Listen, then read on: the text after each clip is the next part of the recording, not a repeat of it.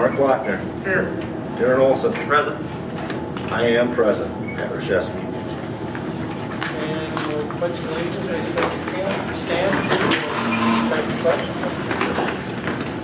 I pledge allegiance to the flag of the United States of America and to the republic for which it stands, one nation, under God, indivisible, with liberty and justice for all. All right. And we'll have a virtue card reading. Virtue card. Tonight's virtue card is courage. Courage is bravery, even in the face of fear. You do the right thing, even when it's hard or scary. When you are courageous, you don't give up. You try new things. You admit mistakes. Courage is the strength in your heart. You are practicing courage when you stay strong even when you are afraid, are willing to try new things, admit mistakes and learn from them, make amends when you do something wrong, do what is right for you even when it is hard, and ask for help when you need it. Affirmation: I have courage. I listen to my heart. I face my fears, and I am willing to try new things. I have the courage to do the right thing. And the Board of Education guidelines, I got that one. With an open mind, we will establish an atmosphere that allows expression of all views, even when views are not in line with all members, being respectful of time. We will work collaboratively with the district administrator by having open and honest conversations around district priorities. We will work collaboratively with the stakeholders to monitor key indicators so that equitable teaching and learning results in high achievement. We will work toward building a trusting environment where both students and staff can reach their full potential and celebrate successes in academics, the arts, and athletics. And at this time, we'll open it up for public comments. During the public comment period of the agenda, the board welcomes comments from the public on any item not on the agenda. Please know that pursuant to state law, the board cannot engage in conversation with you, but may ask questions. The board may refer the item to staff, a standing committee, or a future agenda for discussion and action. Each person wishing to speak will have up to 3 minutes to speak. Speakers are asked to provide their name, address, and topic for discussion. Do we have any public comments tonight?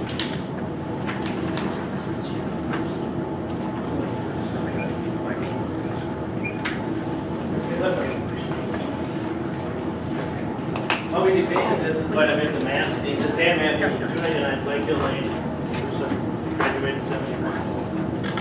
So what can we agree on? We agree on that number kids are number one. We agree on that. What else can we agree on?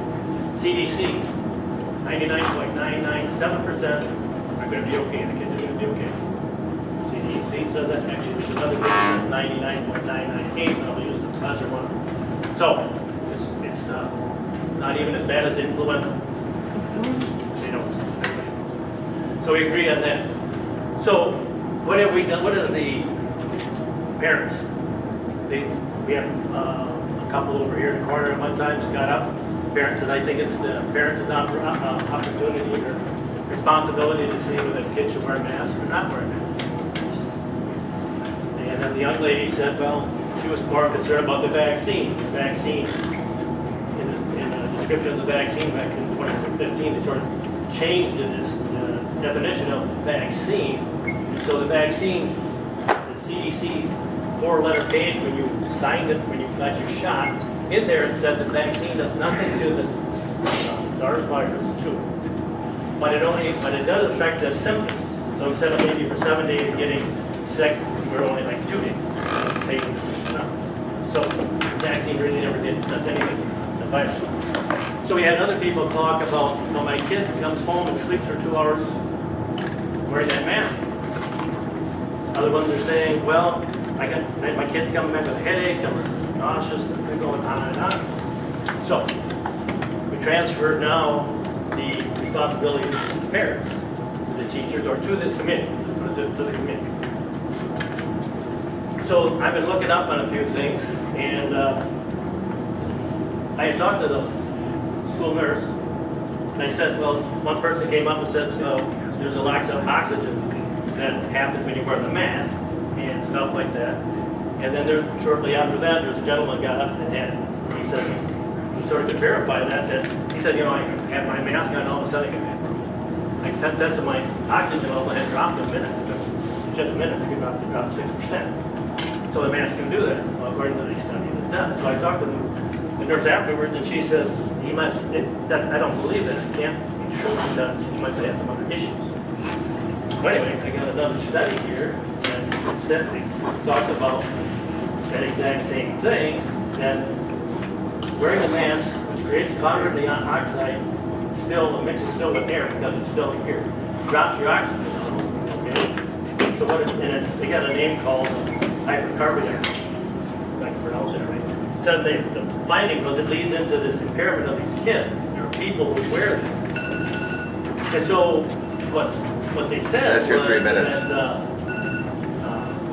that it actually caused kids to get headaches, it caused kids to be tired, you get a full night's sleep, and still the next you still can fall asleep when you get home. So there is an issue with wearing the mask. Okay, 99.997% were okay. Everybody's okay. They came out with the great Arlington Declaration about a year ago, which I didn't find this. I didn't know what researching.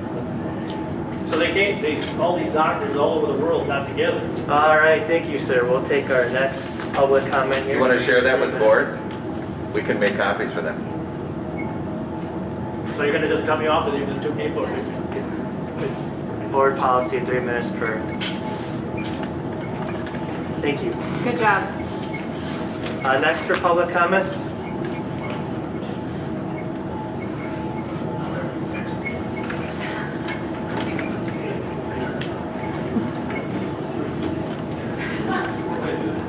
So I'm Rob Wenzel, 419 Waterworks Road, Nekoosa. It's ironic your virtue card is courage.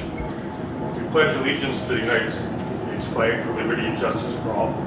No one cares about the liberty of kids having the masks on.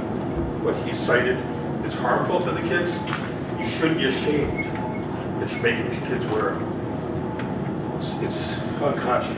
I can't too excited about this, so I don't know when someone's going to stand up and say, it's done, it doesn't make sense. And someone has to have courage to stop this. That's all I have. If I give my time to the other guy, or dad, but it's courage. Ben died, so we can sit here with masks on for a disease that's not deadly. Shame. The Sweet American Declaration is this, okay? They decided to come together because they want to go down the middle. Some people are saying, let things rip and let her go, and these are saying these other ones are closing her down. So they said, let's go down the middle. They come to find out that the elderly are the most vulnerable, along with some young people that either that are overweight, obese, or have like maybe diabetes. And they're saying then, okay, they say get the kids back to school, get them unmasked, get them on these where you knock them down, these quarantine, get them all back. Why? Here's what's happening. They've decided, they have come up with this thing that says the suicide rate is now increasing when you mask up 25% more. Now you're responsible for our children, my grandkids, okay? 25% more. And when it gets to the winter, it goes to 50% more. And now are these masks at 99.99% of these kids are actually okay? Let's think about the vulnerable ones. You're supposed to be protecting the ones that are really at risk. And so I'm saying your due diligence went from the people to this committee, and the committee is not doing their due diligence. They should be studying this stuff, looking it up, checking it out, and knowing what to do. And now your due diligence is to make sure they're doing it right and getting it right, because our kids are going to start killing themselves. And you want that? Thank you. That's what it says. Thank you, sir. We'll take our next public comment. I think that's probably me. Okay, thank you. I have notes, but I'm going to try to keep this really short so I don't get cut off. I have here a text from a therapist. She specializes in trauma therapy.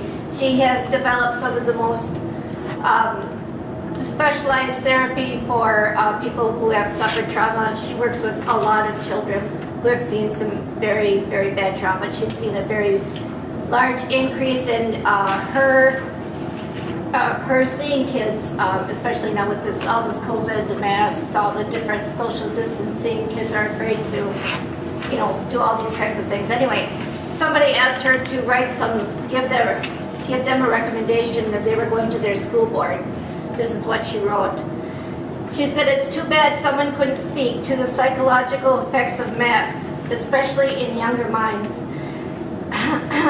The lack of facial expression thwarts children's understanding of communication as their brains operate from emotional perception due to their cognitive functioning levels and melatonin in their brains.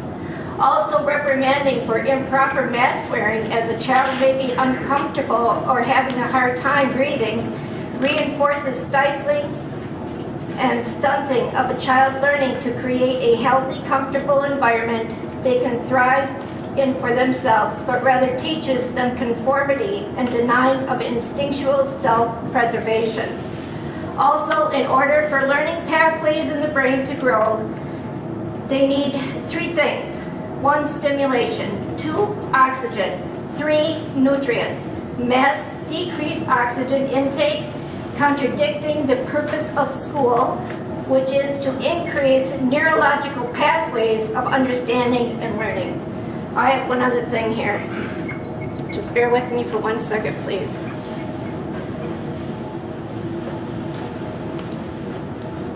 Hang on.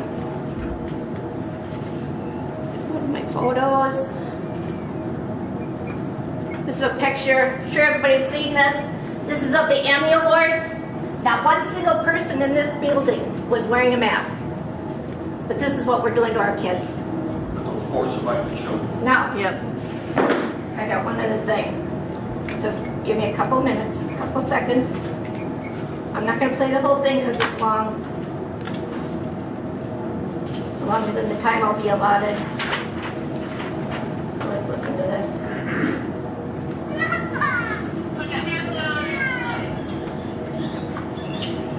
Put the mask on!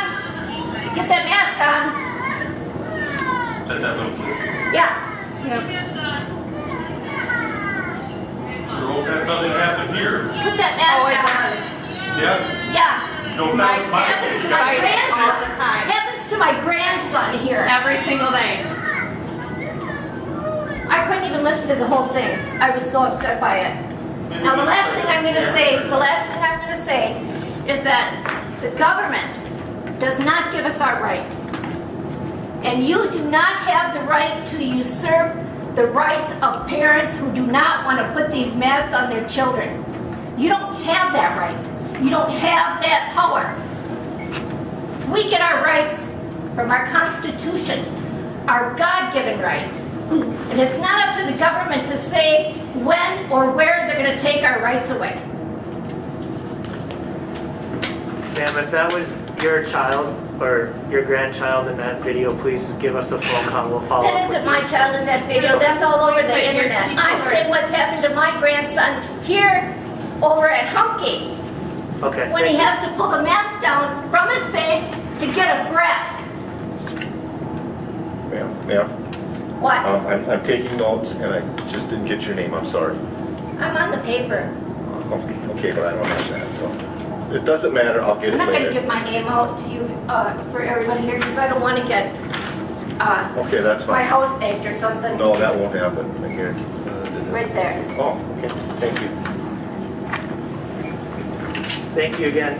Next for public comments. And we stay here 201 Berry Lane. Obviously, I've spoken here multiple times now. I'm asking the board to please put this COVID policy on the agenda every month. So this can be reviewed, changed, adjusted every month. This is something that other districts are doing and it should be done here. So if you could please do that. That would be great. I'd also ask if you could maybe send out a parent survey to see what the district parents think about masking our kids. I think what parents want should be what we do as a district. Last year, I didn't agree with masking, but I guiltily every day sent my kids to school with masks when I didn't have to wear one at work. It was really hard for me because I firmly do not believe in masking. And this year should have been different. My kids went to school and they were enjoying this year. They were having a great time. They were excited to be back. Just really getting up early, getting to school. I mean, they were enjoying it. My oldest, he doesn't even want to come to school now. Aside from football, he doesn't want to be here. But just got quarantined, so he would have actually been here tonight, but can't be. My youngest had to start masking today. He doesn't want to go to school now. There is a lot of anxiety with these masks, and they do not want to be here in the school with them. You can't see people's faces. You can't see their mouths moving. You feel detached from people. My nephew did virtual last year because they weren't going to send him and mask him all year. And so this year, it's his first year to high school, and he was having a great time just getting back with his friends. You know, he didn't see him for a year, really. And he doesn't want to come back. And they're considering pulling him from school again now. I know there was going to be quite a few students here tonight, but because they got quarantined this last weekend, they can't speak up. Hopefully they will email you guys. So Andy was told by Keith that masks could be here for 2 weeks, through October, through Thanksgiving. There's no thought as to really, I don't think they really want to take masks off for kids, to be honest. I think that the opportunity struck and they were like, this is a great opportunity to put masks on. And I know there's stuff going around, but that happens every year. And that's why Andy and I were both concerned that there's no metrics to this policy. It could just be whatever you want it to be, and you can mask the kids and do whatever you want. So this leads me back to why I've been at these meetings, stepping out of something, doing something I do not enjoy doing, and speaking in front of people. But I'm fighting for the freedom for parents to choose what they feel best is right for their kids. Whether they put something on their face or not, that is a parent's choice. And I ask that the board please take that up for consideration and put masks optional, please. Absolutely right. It is the parents' right, the parents' decision. Thank you, Ann. So Any will there more be- public comments for tonight? Will there be a criteria coming up? Not say something because I might 3 minutes. So I want a criteria. I want this stuff tagged. You guys have to publish. Give me a call, we can talk. Well, no, I'll talk. We'll talk. Well, the But plan, it needs to tag, guys. the plan is on the website, and we got the metrics up out on the website as well. So check that out, give me a call. I get emotional. Sorry. I'm not sorry, but No, you shouldn't be sorry, because I'm right with you. I respect. 2 years ago, my name is Nicole Wagernice. I'm on South Young Street. 2 years ago, there was a huge outbreak of flu. And there were some classes that only had 2 kids in them, and you had half of the teachers out because they were sick. Nothing was done, nothing was shut down.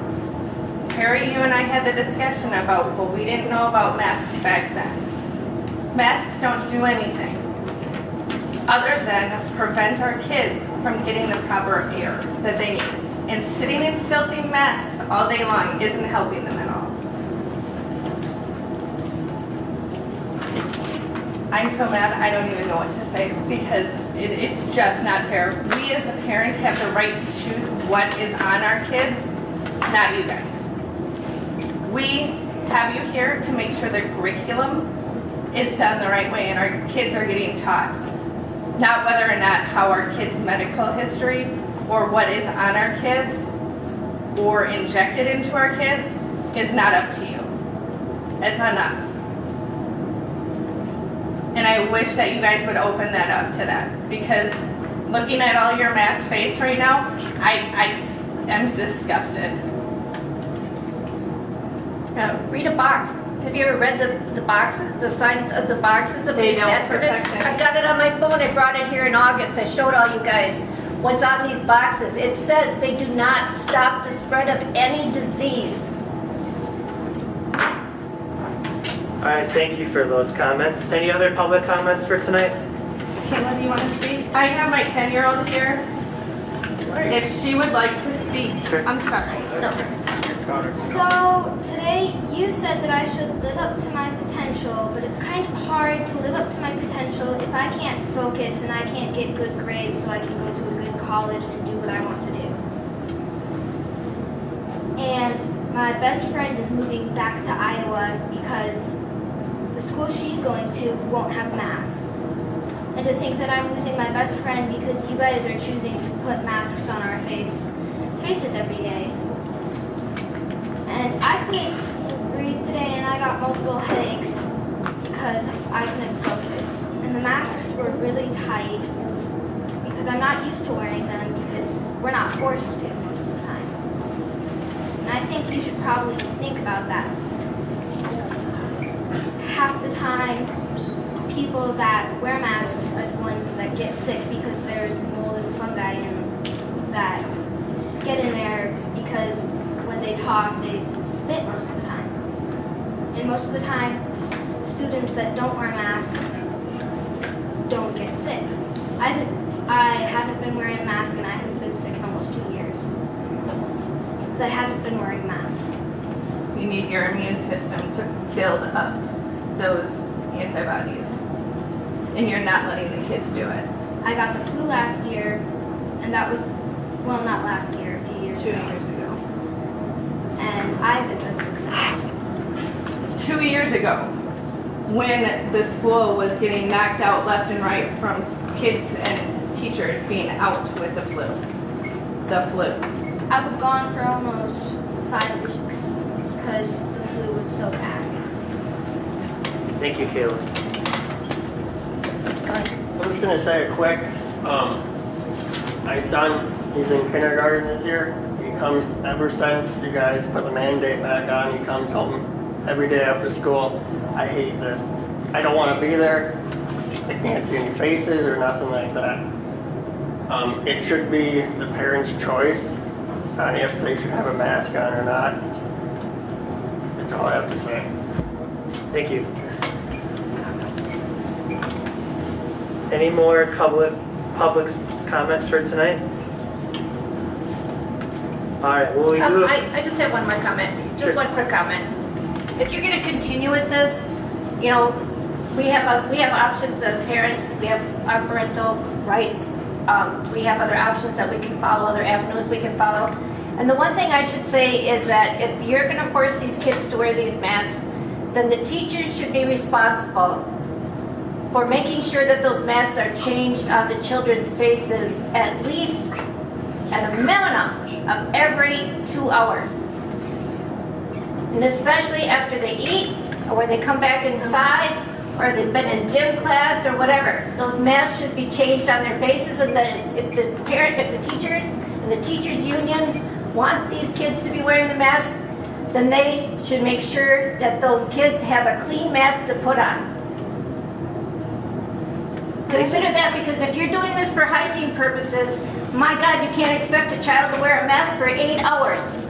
And not have food caked in it, especially the grade schoolers. You can't expect them to sneeze in their mask or cough in their mask and then make them wear that all day. You want to make a kid sick? Make them sneeze in it, make them cough in it, and then they breathe it in the rest of the day. That's a good way to do it. The school district should also supply the masks so that the parents don't have to pay for them. Put them right in the classroom so that a kid can go get a clean mask when they want one. My brother comes home, well, last year he came home and his mask was almost pitch black. We appreciate all of your guys' comments and thoughts, input. As a board, we always get together every week to discuss everything that was mentioned, including comments and thoughts, opinions and things like that. So we will meet together. We will reach out. You guys are always welcome to call us too for more one-on-one conversations as well. So we do appreciate you guys coming in. And we are moving forward with trying to make this district as healthy as we can with schooling and everything. So, you know, Can I ask just one more question? as things progress, we will be working towards our main mission of keeping kids in school and keeping them healthy as well. So, I have a question. If a parent sends a note with a child saying, my child is not going to be wearing a mask today, he has my permission not to wear that mask, what would What do you call me? Call me tomorrow. No, I'd love to hear that because I feel the same. But we need to move on. I understand that, This is- but this is inconvenient for us and our kids. So could you at least tell us that? Well, I'm not debating anything. It's not on the agenda. I'm not tonight. saying debating. All I'm saying You said is you show had up at an my answer. office tomorrow, we'll talk. All right, sure will. all right, again, we appreciate the public comments. We're going to move on here in a couple minutes to our CWSA update. We'll wait for the chatter to quiet a bit. I'll see you tomorrow morning. Yeah.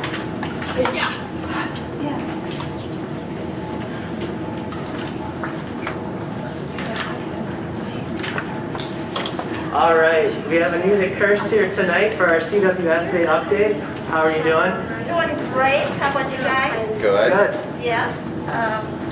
We are off to a good school year with our kids at CWSA. We've got the new teacher on board, and I've been subbing in the room, and she's doing a really awesome job. So I'm really pleased with where we're at with her.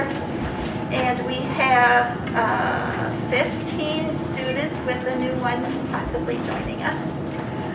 That was handed down today. Let's see, what else? Last night we met and great discussion. We have revisited our mission statement and our vision statement, and it's been approved, and we're going to get it out rewritten on the cover page. Then we'll get it to you so you'll see what our mission statement is. Our new teacher has asked that we work with her starting maybe February after the semester has ended, gives her a little more experience in the classroom, and then we'll work with her on the measurements for the school, for that school year, for how to work with the kids and how she's going to look at things too. So we need her input. And Dr. Black shared last night because there was no forward exam, how did our students do? So he shared the comparison from the STAR test and for math and ELA. And of course, they start at the beginning of the year always a little lower, but all of our students have raised up a nice percentage on the STAR test, which I know is not the forward exam, but it's still a good indicator of how learning has taken place for us. Let's see. I think, yes, we're going to revisit the contract that we have with the school board, CWSA with the school board, because we had a few questions about it ourselves amongst our discussion, and we're going to follow up. Dr. Black is going to be talking with Mr. Whitmore, and we'll see what progress we're going to make on that. There we go. Thank you. Can't wait to read the new mission and vision statement. Oh, Thank it's you. good. It's so timely. You're gonna all vision and vision and strategy. What? So many wonderful words. Thank you. All right, overarching results. Do we have some? Actually, we do not tonight, but next month we are going to be having the middle school and high school come present together on the topic of the R3, so we'll be sharing more with you as that comes around. I also am working with the athletic directors to bring back to the board in October a snapshot of the action plan that they put together. So there's 10 steps, and all 10 steps have had some movement, some action. So we want to come back and give you a snapshot of what's happening there. But I think you'll be quite surprised to see what's happening on that front. Great. Thank you for that update. Communicating with the board, we have Nathan in the school tonight, our student representative. Nathan, how's it going? Good, how are you? Good. Been a busy September, not usual, but homecoming was a month earlier than it usually is, and that was last week. we're all done with it. Kind of seems like we should just be getting started with it, but that went well. Did a whole bunch of activities and things like that. Cordero Squardo and Kaya Smith were our king and queen. You can see them up on the bulletin board. Went well. It was kind of right in the middle of when all of our COVID stuff was going nuts, so we were lucky nothing got canceled, or, well, soccer game did, but nothing else got canceled or postponed. Next blood drive is November 3rd from 1 p.m. to 6 p.m. And I know I keep bringing this up, but I brought it up to Mrs. Moy, and she said, once all of you sign up, I can stop harassing you with it. So that's the 3rd, and they got like 32 spots left, so plenty of spots if anybody wants to give blood. Student council, we're looking at the hat policy. We've heard a lot of students have comments and suggestions about that, so that's something we're actively reviewing here at the high school. Other than that, generally, school year started well. I think a lot of kids are happy to not be in cohorts anymore. Just going like that. Sometime in October, I would guess we'll have Gallup poll results, so we can go over that. We had talked about that in August. Other than that, things are going well. And in lieu of sounding like a broken record, just know most students would like to see masks go away, but we can guess most students believe that, but just that was a lot of students feel that way. So Well, I'm happy to hear that the students of the high school are doing well, so that's a positive for tonight. All right, thank you, Nathan. Brian Grill, Director of Student Services, is here. Oh, he's back there tonight, so. How are you guys? Good. Good. Not too much because I'm going to talk seclusion and restraint later, but just to let you guys know, once every 5 years, our special education department, just paperwork and how we're writing things is we do a self-assessment once every 5 years. We're in that once every 5 year cycle.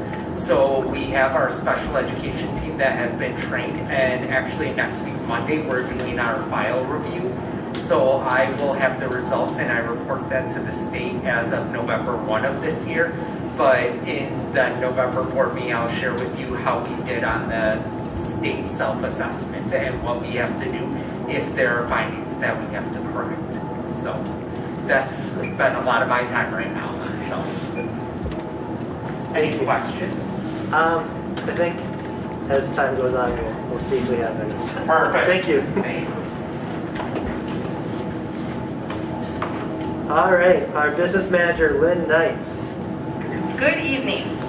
So the business office is really, really busy right about this time. We're already 3 months into the new year, July, August, and September, and we are just ramping up on the budget. The month of October, late September, early October, is when we receive all of the numbers from the state in order to create our budget in time for you to pass the budget on the annual meeting on October 19th, if I'm not mistaken. So we're really working hard on the budget. For the FTEs, we have the third Friday count going on right now, and I've been working on that for like a long time. Long days working on that third Friday count and getting those numbers set up. So we know exactly what our count is and what we're going to get aided on in October. Equalized values, that has a direct effect on the mill rate. That will be released by the Department of Revenue in October 1st. We're projecting that it is going to go up. Statewide projections is that it's been up 6%. We have been increasing our equalized value for quite some time, for a few years now. So I am projecting a slight increase for our equalized value, which would help our mill rate then. Annual meeting on October 19th, I will be preparing the budget book the weekend before, and you will have it in your hands on October 18th. I'm sorry it's not sooner, but it's just the way everything is kind of rushed together for the budget. The prior week, right now is the election for the Association of School Business Officials. I have been nominated as a director for the ASBO, which is an international organization for school business officials. The election is going on right now. I'm unopposed, so it's going to be pretty hard to lose. But I will be taking office on that on January 1st. The International Convention is Milwaukee this year, so I'll be attending that the week before the annual meeting. So it's a very busy month, but it's always fun. Questions? Very busy, but well-deserved. So Thank you. Congrats on your successes. So did the state government get some of that funding figured out yet, or are we still in limbo on how much they're going to give us? Or not us, but what the formula is going to be? We're kind of still in limbo. Okay. They really have not released a lot of information in regards to the state budget. I haven't seen anything either, No. so I thought maybe you would know. No, I kind of I've been talking to my colleagues, and they're kind of in, we're in the unknown land right now. DPI is not saying much either. Okay. So I keep looking on DPI's website to make sure I'm not missing something, but I'm just moving forward from what we had for previous 2 years. We did not get an increase in per pupil aid. The one thing I was very happy about is we get a categorical aid, a per pupil categorical aid, which helps us tremendously because we're so funded by the taxpayers, we don't get a lot of state aid. When we have a per pupil, which is on the other pot over here, we get a heck of a lot more money. There was a fear that that was going to be taken away and put on the revenue cap, and it wasn't. So we are safe with that per pupil allocation. Thank goodness. So. Thank you, Lynn. Okay. Any other questions for her?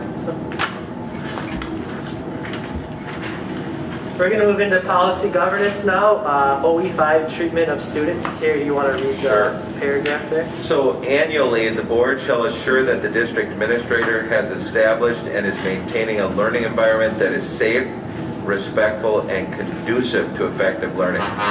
A district self-evaluation will be completed, which is within your packet. We had a chance to talk a little bit about this last week, and I know, Mark, you might have some questions, but certainly we talked at the admin team, and I've asked building principals to go over perhaps something that they think might be striking, right, over the last year, but certainly we'd rather talk based on your questions. So any questions on this policy, and or we could have the principals share something from their respective buildings.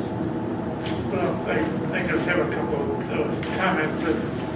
I've been hearing and dealing with a couple of parents that have said that they've taken their kids to other school districts because their kids were being bullied or being teased over and over and over again in the school district. And I guess that concerns me a little bit, that that's, this is going on. I think, one of the kids left 3 years ago, and some of the kids left this year, and I guess that falls underneath this, and I think it's something we need to vet. If we're losing, we're only talking that I'm aware of 4 students right now, but if we're getting based on, if we're getting money based on per student, we can't be losing students, and that concerns me. That if we have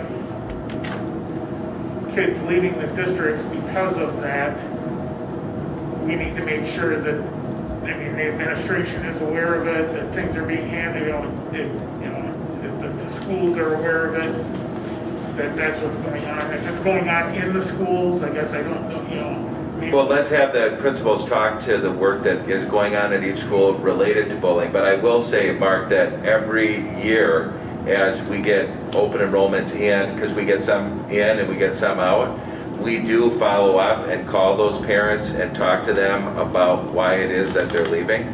So we do learn about that, and the principals are the first one, they're the ones that make the contacts at their building level. And certainly we have conversations on that topic, but yes, we hear that. So, but the principal certainly can talk about that. And a lot of what's in here addresses much of what you're talking about. Now, is it something you can fix overnight? We haven't found that switch to flick, but certainly there's work happening at your building. John, do you want to start at the elementary? Absolutely. As a matter of information, we're aiming to create a an environment where all students view and demonstrate CARES. And CARES is 5 key virtues: cooperation, assertion, responsibility, empathy, and self-control. And through that process, we have identified these virtues as just leading principles that guide our thinking as a staff. And with that, we're creating an environment that is all of those virtues, but also caring. And so we're focused on creating a community in each one of our classrooms, so all the children have an opportunity to feel safe and are able to learn.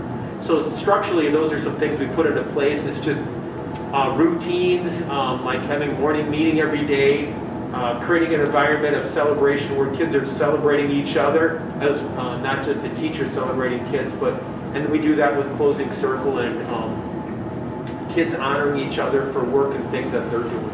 Because by creating that sense of family and community within each one of those classrooms, kids feel safe. And now at the same time, are there going to be times where kids get ornery with one another? Absolutely. We all, anybody who has more than one kid at home knows that once in a while kids don't get along. So we help kids with that by giving them skills to be assertive, one of our core values, and learn how to speak their piece in a way with civility. So, those are some of the processes and things that we do. So we are intentional in our social emotional curriculum, and our social emotional plan is just embedded in what we do with our practices in terms of teaching through literature and then other structural elements in our building. So with that, I invite you to ask questions. Or No, I don't have any questions. Well, Nathan, could you just touch on the Ross Green work we're doing with, the skill development? Yeah, I'll just pick it up. To one note, just as we are from the middle school area, I presented about a month ago on some of the techniques that we're working with, so I'm not going to repeat that here. Can answer any questions we have there, but one of the biggest things that we're working with is conflict is, especially middle school, it is part of inter-student conflict they're learning. And, these are not fully formed persons. We have no expectation that 12-year-old has their entire act together. And we're needing to teach them. And anytime there's a conflict, it's a matter, the base philosophy we're going under is that if a student is acting out and misbehaving because they do not have the skills to be able to meet expectations.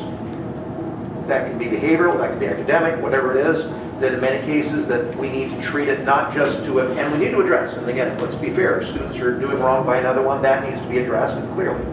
But that also is an indicator that that student does not have that skill to do it themselves at that point. And so we shift into the mode of how we develop that skill among that student. I can shadow me on any given day, and one thing that I'm very grateful for is that we've seen so over the last 5 years, we've seen to your point, we've seen a decrease of the major incidents every year on how we're working as we're building into that. And again, there's still plenty of work to do on this one. One thing that I'm seeing very frequently is I'm having students come up to me and other people on a regular basis now to say, it's always going to be there, but if there is a fight or if there's conflict, that students are increasingly pulling in an adult to go ahead and help them with that conflict.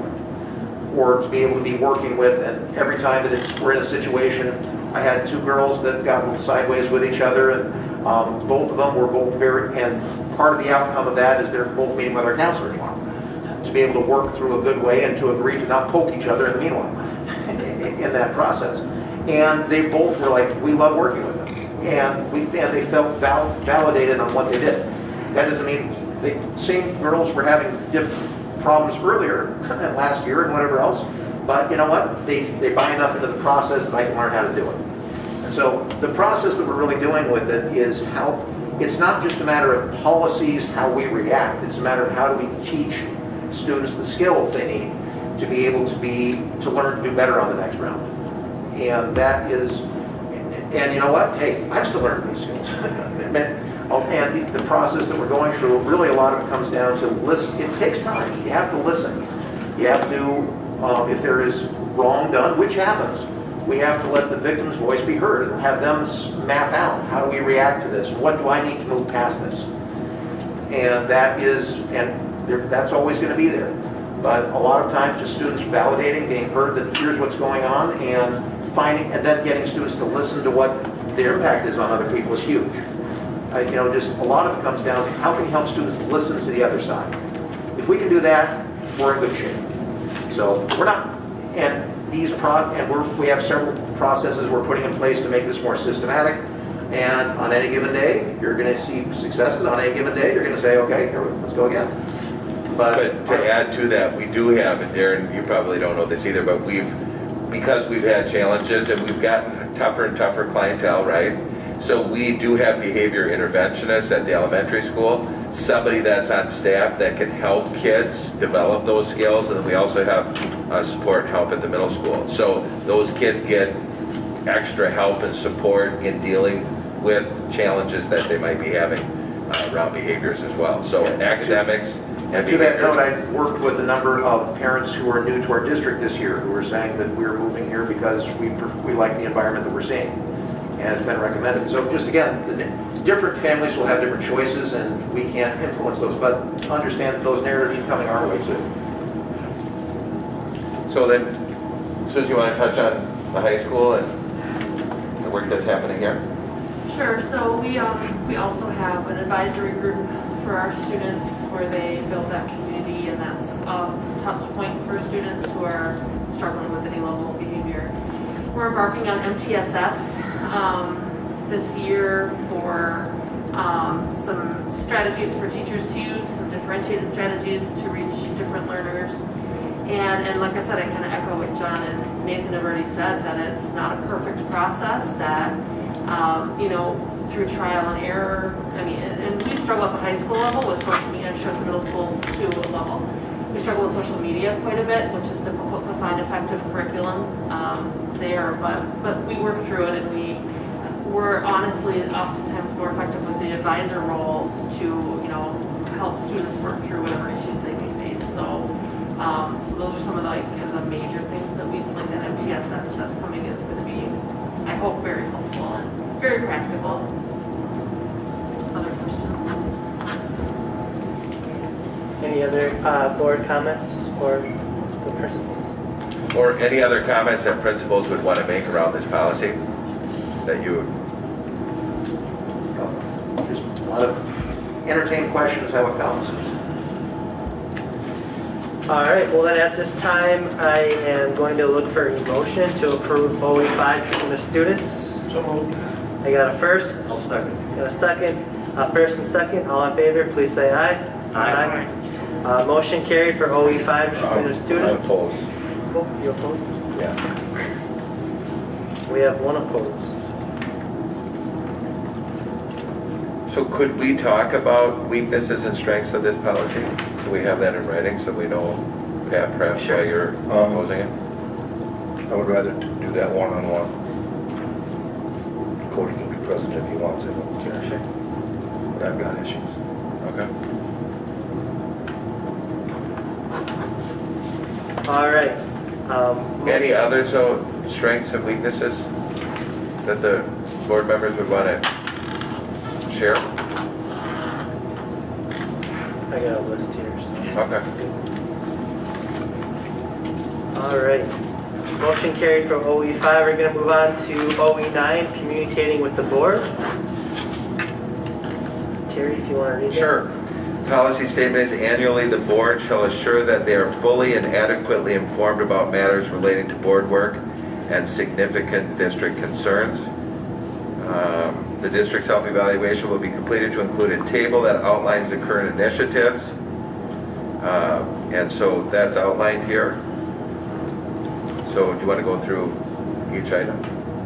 No. I think what we'll do is, if some board members just want to highlight some positives that we've seen with the communication, I'll go first. I think it's even the financial updates from Lynn and the weekly updates from Terry have been very helpful via email. My only thing that I would like to see moving forward is at board meetings to have an athletic coach come and talk about their program and what they're doing to build the youth program up to the varsity program and vice versa. So that's my only recommendation for communication. So if anybody else would like to share. No, I agree with you, Cody. I think, we're well informed. I have no problem with that at all. Never have. So what about athletics? So how can Athletics, I think it's a good idea. So you wanting a monthly update or just? Yeah, you know how Just one coach. how we have overarching results. You know, for example, when we started the board meeting with overarching results, let's have one from a coach each month to get what they're doing to build the program from the youth level up and then back down, so we can get that rolling here. You know, and let's say they don't have, you know, for instance, if they don't have any interaction with the youth level, but, you know, on a personal level, but maybe they could get someone in to come in and say, okay, this is what we're doing. Yep. You know, that From the early years on. Right. I mean, like if you had the baseball coach come in, you know, the high school coach, well, he would talk about that, JV, and maybe the 7th and 8th grade, but he might not know what's going on, you know, with NYBSA. Sure. So that's all I would add. Yeah. That wouldn't necessarily have to be a mark against the coach if he didn't know. Right, just like a But he should, but they should be forewarned to bring someone in that can address that. It's like a 3-minute conversation. Yeah. Any other comments from board members for OE9?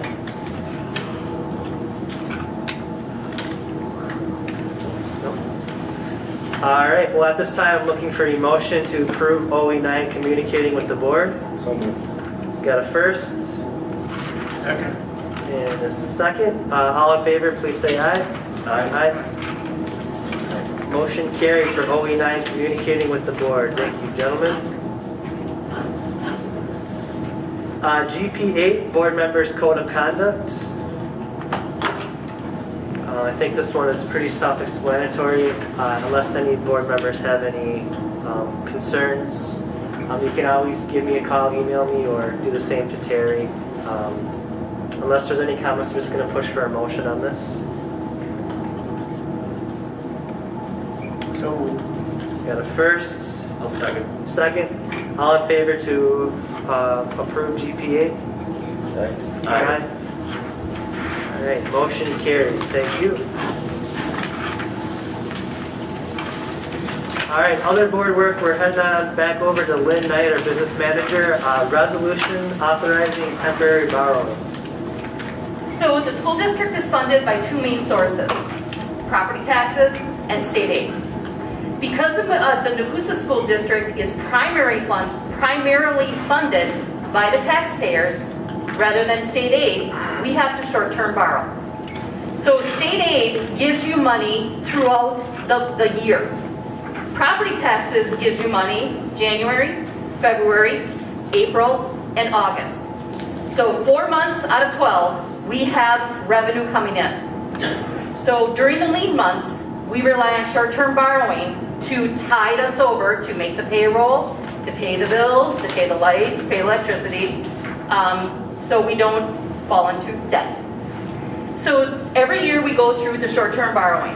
The thing this year, which I am very happy to report, is we are reducing our short-term borrowing by $400,000. Last year we borrowed 1.9. This year we are borrowing 1.5. I'm asking the board to authorize 1.5 borrowing. So administration is recommending approval of the resolution authorizing temporary borrowing in an amount not to exceed 1.5 million, issuance of tax and revenue anticipation promissory notes, and participation in the PMA levy and aid anticipation notes program. The resolution that you have is basically pre-authorizing you to delegate me to operate on your behalf to get the note. So I will be coming back to the board with all the signatures that I need when we do the sale at the end of October. Are there any questions? Yes? Okay, you backed off $400,000. Great. Are you sure this will work? Yes. That's all I need. Oh, no, can I explain? Oh, okay. You really must, Lynn. Go ahead. So I work with PMA, which is our financial advisor. Okay. We look at our revenues that came in, our cash flows, our increased expenses. We look at everything for the past 12 months, and then we determine how much we can borrow. So I work with them every single year. They told me that I could probably get by with 1.2 million, and I said, no. Because I do remember the days sitting in the bank begging for money. I don't want to do that no more. Funny you should say that, Lynn, because I was going to say, you sure you can't get by in 1.4? Oh. Guess not. No. You don't want to go there? No, I really don't. Okay. No, I really don't. We'll go with the 1.5. Thank you. Any questions? Yes, Mark. Okay, so just to help me understand, because the finances are way over my head. So last year, taxpayers voted to approve a referendum. Yes. And this is in addition to that? Yes. No. Oh, yes. This is short-term borrowing, yes. Short-term borrowing. This is going to get paid back. Okay. Yes. We borrow, we can only, Right. Okay. yeah, we can only borrow. I'm sorry. No, go. We get chunks of money instead of At different times of the year. And so to get us through with payroll and stuff, you have to borrow short term because we don't have enough cash. See, I understood what he was asking. I don't know if you did. Yeah. And we have to pay that back every year. So I already paid back the 1.9 that we borrowed last year. Now we have no more short-term debt right now. Because we only get that one chunk of money certain times of the Yes. year. Correct. Yes. Correct. Absolutely. Makes You sense? got it. Okay. All right, so with the conversations, just looking to approve. You got one more? Yeah. The way you've worded it, are you, it sounds like you're really looking at the 1.15. Yes. Do you have an option of taking less than that as you go, or is it one note for 1.5? It is one note, but the beauty of this is it's a taxable note. So we do not run into arbitrage. So if we want to earn interest on it, now we can. Okay. Good. Yeah. Okay. Well, and this is probably too much detail, but the 400,000 that was saved, what was, I mean, how were you able to not borrow that extra 400,000? Where did that come from? If you look at last year where we ended up with a $400,000 profit, which we added to fund balance. So we are getting more financially secure. We're still not secure enough to not short-term borrow, but we're getting there.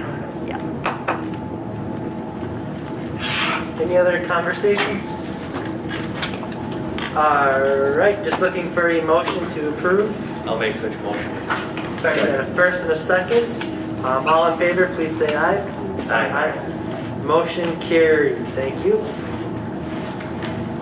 All right, we're heading into seclusion and restraint. It's a report information only from Brian Girl. Hello, how are you guys? Good. We're getting there. All right, so I have a report here for you. So every year I come to you with this report. And what it provides you is an update, because schools annually have to say how many incidents of seclusion and restraint occurred. So all this is protected under Act 125. This went into place back in 2007, and it just recently had an update as of 2 years ago. But really Brian, can I just stop you? We have to have a roll call vote on that last item. Oh, we did. Sorry. That's all right. Sorry, Brian. I didn't see that. All right.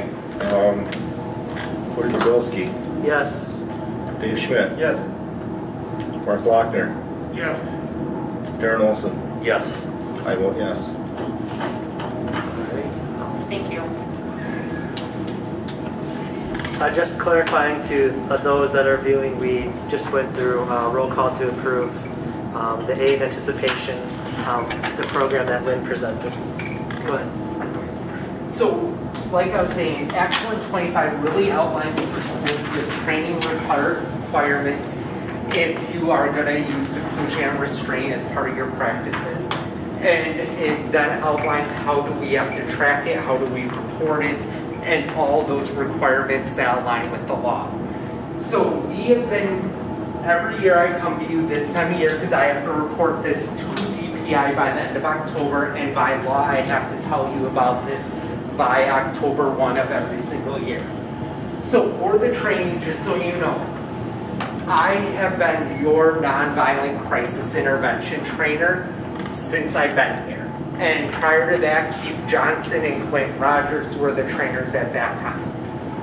And the beauty of that training is it's not solely about how to restrain, how to seclude. It's proactive. It says, hey, you notice a kid's getting upset. How do we talk them through it? How do we recognize the signs? How can we take them for a break, go for a walk? Because our whole point, we don't want to use these practices. It's only meant to be used if a kid is a threat of safety to themselves or others.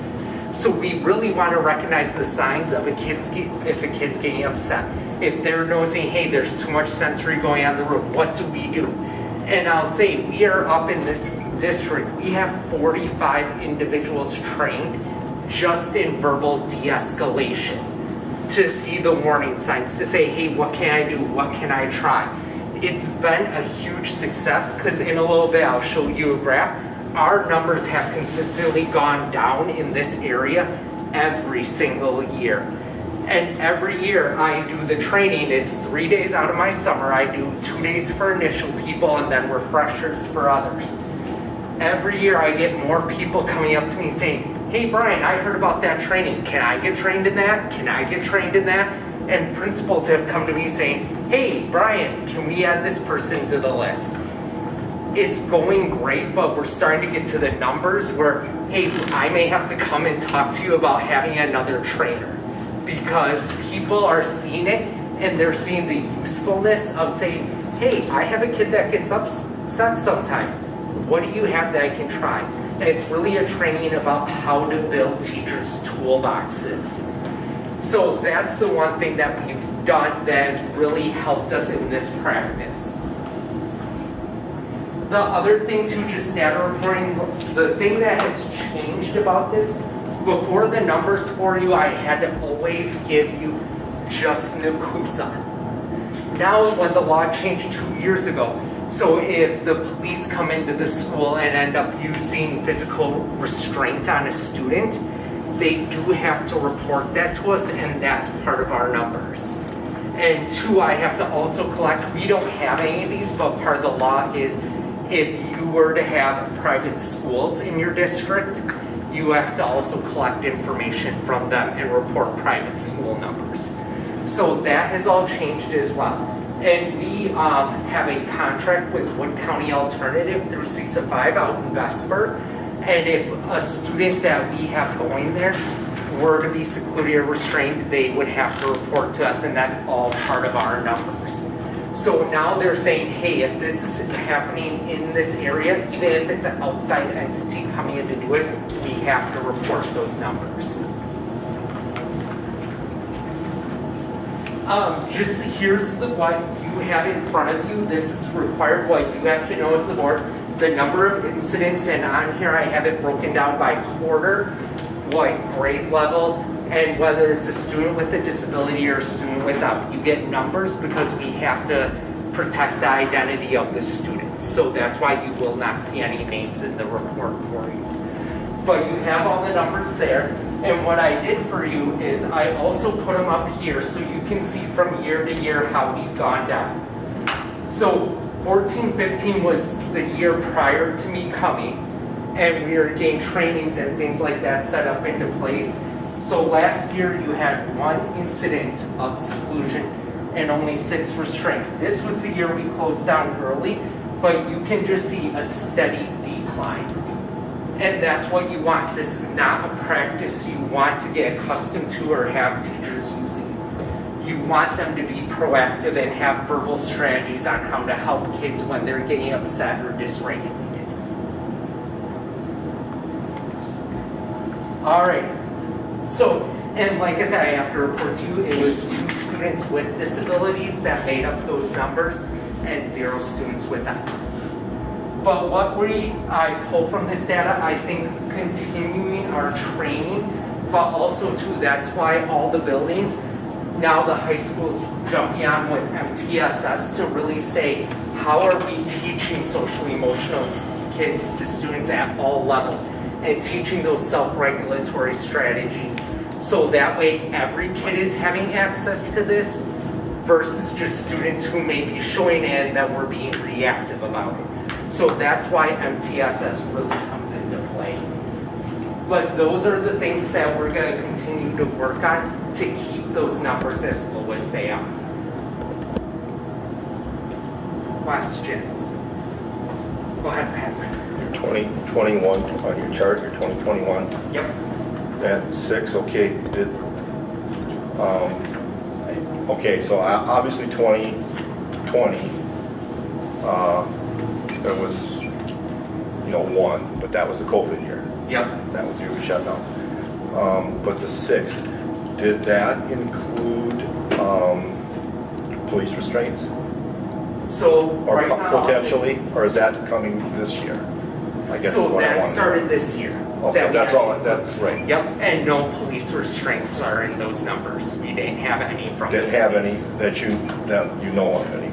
Correct. Would you? Okay, I don't know if Josh would tell you or not. He would, because I went over when these law changes occurred. All right. And I talked. Okay. All right. Just wondering on that, because I didn't know if, you said it started. Well, when did it start? Yeah. Okay. So it started last school year. Okay.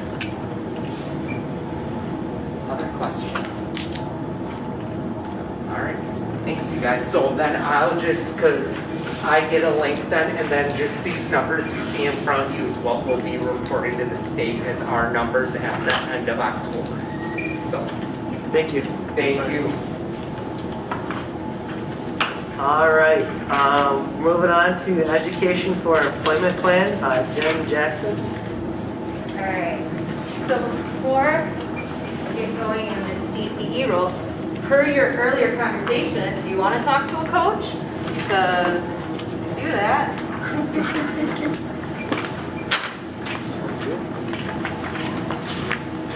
So I can go in that role on handing this out. Girls golf. We're up in numbers. We went from 2 to 5. Oh, you have a full team. We have a full team. All right. We did face some quarantines, so for several meets we had to compete as individuals. We compete in the Cooley Conference. The SCC, the only other SCC school for us is the Dells. So because we can't compete as a full conference, the Dells head south and we head to the west. We have our last conference meet on Thursday at Drugan's in Holman, and then we have regionals next week, Wednesday, in Prairie du Chien. So we travel a lot. To prep for the youth side of it, Phil Roxer, who's the head voice coach, in the springtime, we have the hope to do summer school. This year we had signups that were so small that, and it was mostly made up of our current high school golfers, not the youth we were trying to reach. We're hoping that we're going to bring that back, but I do know that like Josh Thomas at the middle school is doing golf now as part of their curriculum, so we're hoping that athletes like, hey, I kind of like this sport. Our big equipment is expensive. One bought her own set. 3 of my 5 borrowed clubs. So we've had to have donated left-handed clubs, which are almost impossible to locate. So we've had that donated. So we're finding that's a big issue in getting the kids who want to do this sport is the access. But now between Coach Roxer and myself, we have a decent collection of donated sets that we can piece together, at least 3 to 4 sets. So that's hopeful that we'll get more kids interested that way with what they're doing at AMS. I know Candace Strelo does some golf in her triad up here at the high school as well. So, any questions on golf? Good luck at regionals. Thanks. It's going to be an early day to drive to Prairie. That's for sure. So. Do you take donations of equipment? We will absolutely take donations of equipment. Not balls though. Lake Arrowhead, I think they scoop out all the balls out of the pond. So we get copy paper boxes full of balls. But yeah, if people have old sets, old bags, we've been really fortunate. between Coach Roxer and myself, if we buy equipment that both seasons can use, which is nice. Unlike baseball, softball, they can't share equipment because they're happening at the same time. With boys golf in the spring and girls in the fall, when we buy umbrellas, both teams are able to utilize that kind of equipment. So we do get lucky that way. But yeah, we'll take equipment.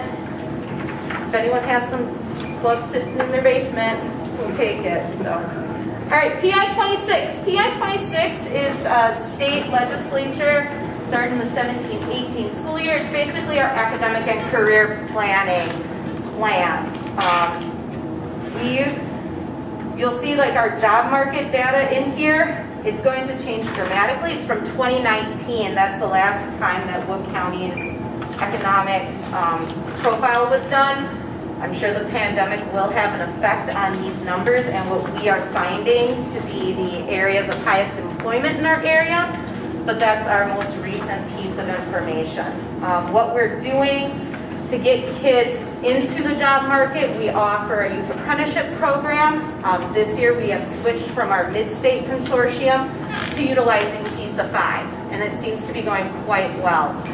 Overall in the state, youth apprentices dropped dramatically due to the pandemic because employers aren't taking in youth because they need their adult workforce more than they need the youth, unfortunately. I'm hoping that will start springboarding back. School to work is offered to our students that are working more of the retail, hospitality, those kinds of jobs that wouldn't fit into youth apprenticeships. And then we have grown our dual credit options over the years as well. We offer 2 different CTSOs, which are career and technical student organizations, FBLA in the business department, and FCCLA in family consumer science, with looking to possibly expand in tech ed with the Skills USA. With both our tech ed instructors being very new to education, we have not pushed it, but it is something they're looking to explore. Acp Plan is found on our high school website. I revamped it last year, so it's super easy to navigate, see what we offer, our pathway programs that we have for different courses and how it can lead into different career pathways is also there. You can see our connections with like the Heart of Wisconsin Chamber, Job Center of Wisconsin. We use the Upper Mississippi Manufacturing Alliance, or TUMA, to help with our tech ed department. So that's all, or just a handful of our business partners. Our ACP program is operated mostly in our advisory department, where each student is in their advisory group Monday, Tuesday, Thursday, Friday, with a variety of activities based on their grade level, what's happening. So real soon, seniors, they'll be doing FAFSA. They'll be applying for federal aid for, and it's just based on where they're at. Grade-wise, exploring their career options. At the middle school, they're still working hard. Mr. Murray's working hard to develop that so that we have a seamless 6-12 flow. So we're working towards that. Our students with disabilities, they are not, they don't do something separate. They're included in this. The activities we do allow all of our students with disabilities to also participate with additional support from DDR. So Ms. Boyd and her department use DDR services to assist, and then they can go into things like project search or other job opportunities. And you can see our different AP, dual credit with both Mid-State and Fox Valley, our DPI certifications that were brought back for this year. So we're really excited to have ACCT and infant toddler. And then ProStart is also another certification area. All right, so this is your yearly everything ACP PI 26. And then we post it on the website. So we offer the most AP credits in the conference, don't we? I'm pretty sure. I don't know about the AP. Or do we offer the most AP offerings in the courses? That's a good question. Because most schools have like 1 or 2, right? Yeah, I think would we're say. at 6 or 5 or 6. We're at least competitive, I would say. check it. Without saying. Yeah, it depends on the school. but- We could get you that information from Yeah, I'll just McKeever. get that's a good question. I have a comment on this. I just attended the economic conference today, actually, and this goes in, follows with this. I think there's a great opportunity for the schools to provide opportunities for the students. Right now, Wisconsin's listed at full employment, and one of the guides are saying that contact your high schools if you're looking for people to work. So I think there's a lot of opportunities to make inroads to lots of organizations for our students. So it was very eye-opening how the lack of labor is out there, and if we could start getting contacts from all these places, that'd be great. Well, we appreciate your work. I know you do a lot of it behind the scenes, so don't feel like it's never going unnoticed. Thanks, John. Thank you. We do need to approve for a motion for the Education for Employment Plan. So moved. We got a first I'll second. and a second. All in favor, please say aye. Aye. Aye. All right. Motion carried. Thank you. Thank you again. All right, so then, college career readiness. So this is something that we do, not mandated, this is, mandate for this board and stuff. This is where I feel we see how successful we're actually being. And these are indicators from industry. So they're the ones saying, what do you do to get students ready? So you can see there's either the really pretty chart, the breakdown of all the data, as well as what I like is now we've collected this information since the class of 2017. So we can see our general trends on how well we are doing with all of this. But last year, we offer industry recognized certifications.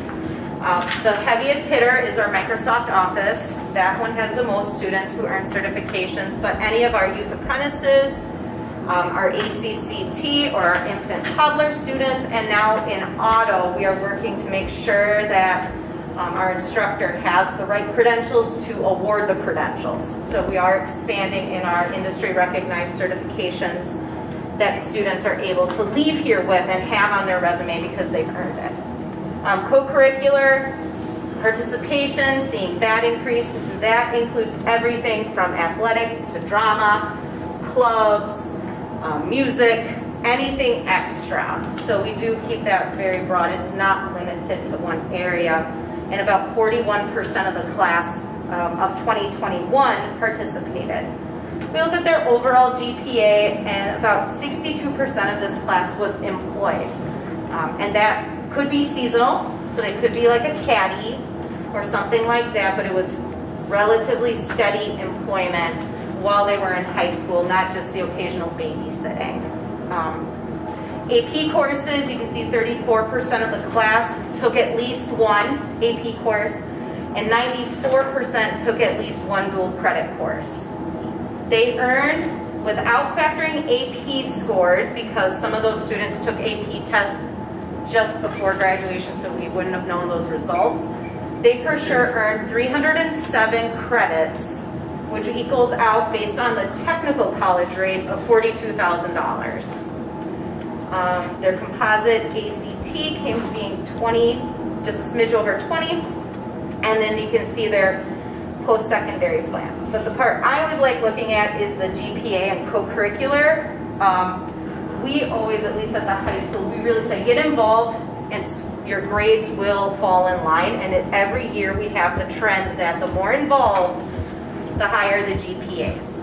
So it's just proving to those students, especially when they walk in as freshmen, grades are important, they are super important, but if you're involved, you're going to learn teamwork, you're going to learn time management, you're going to learn responsibility.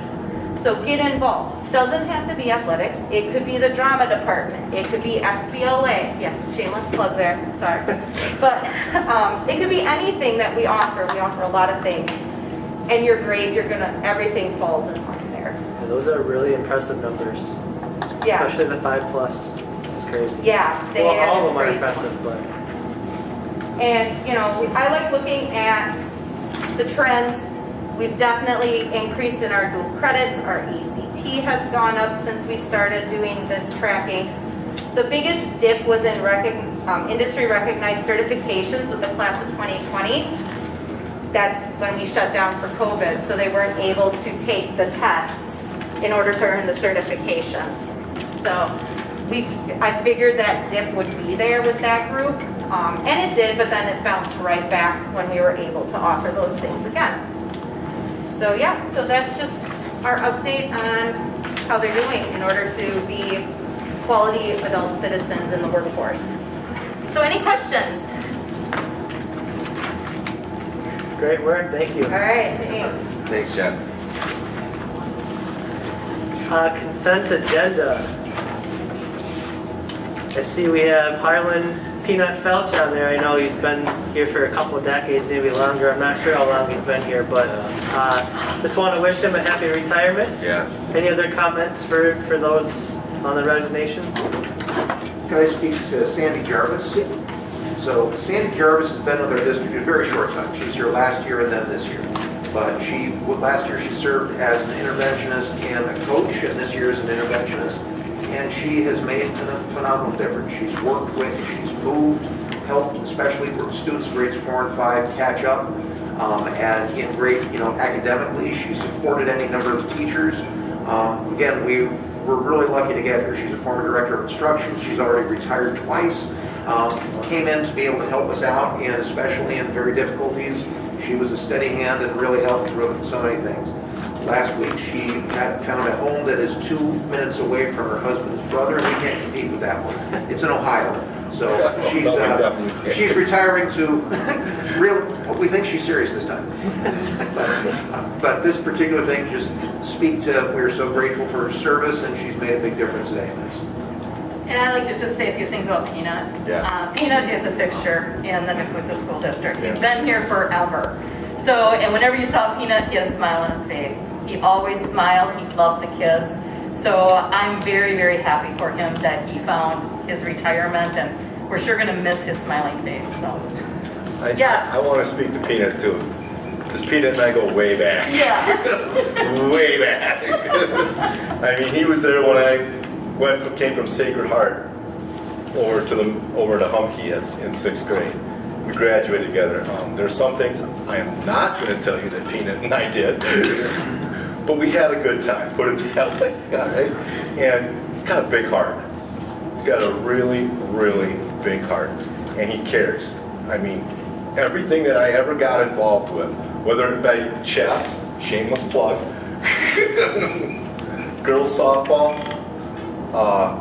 boys baseball in 7th and 8th grade, he always, he'd see me, how's the team doing? How's the team doing? What's it looking like? He wanted to know.